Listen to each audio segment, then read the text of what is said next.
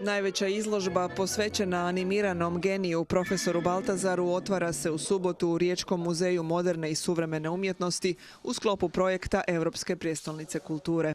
Program koji donosi pozitivu, boje, veselje i to će nuditi u nekoliko narednih mjeseci sve do gotovo konca siječnja, nešto što našoj publici sigurno treba, a i nešto što su očekivali cijelu ovu godinu.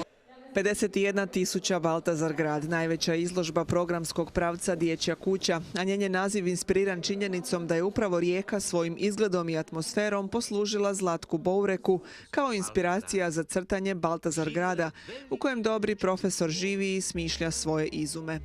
Profesor Baltazar u Rijeci će se stoga osjećati kao kod kuće.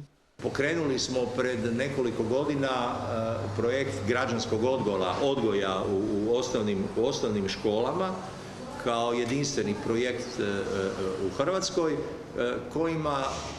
kroz koji u stvari djecu želimo učiti upravo o vrijednostima koje su toliko dominantne u filmovima o profesoru Baltazaru. Solidarnost, tolerancija, zajedništvo u rješavanju problema.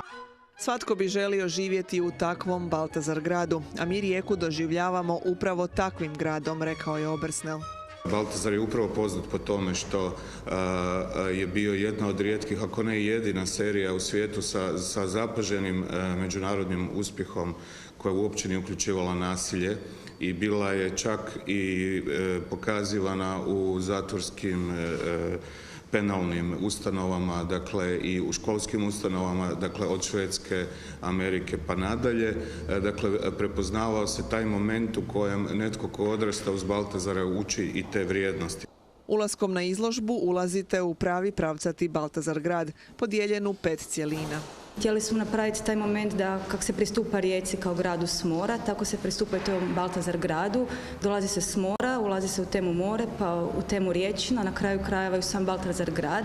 Imamo takve etape i za kraj je i soba Svemir koja je posvećena svim likovima iz svemira iz epizoda, a svaka ta prostorija je u principu inspirirana serijalima i epizodama iz Baltazar grada i trudili smo se stvarno svim likovima dati neko posebno mjesto. Ja bih pozvala sve škole, pogotovo one riječke, da nam se jave za stručna vodstva koji smo prilagodili i preporučamo da dolaze radnim danom u periodu između 9 do 12 sati, kada je zapravo muzej još ne radi, nije otvoren za posjetitelje i time im omogućujemo da budu sami u ovom izložbenom prostoru.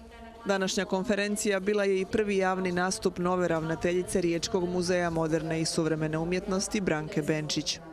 Znakovita poruka, gospođa Benčić dolazi u kompleks Benčić.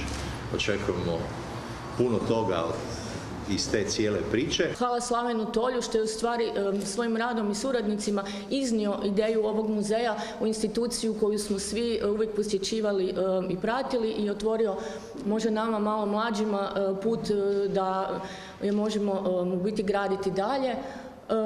Meni je u stvari vrlo izazovno nastaviti hodati u Slavenovim cipelama.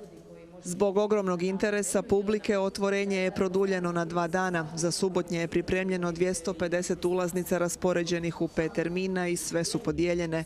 Stoga je pripremljeno 250 novih za nedjelju koje se još uvijek mogu podići u informativnom centru grada Rijeke na Korzu.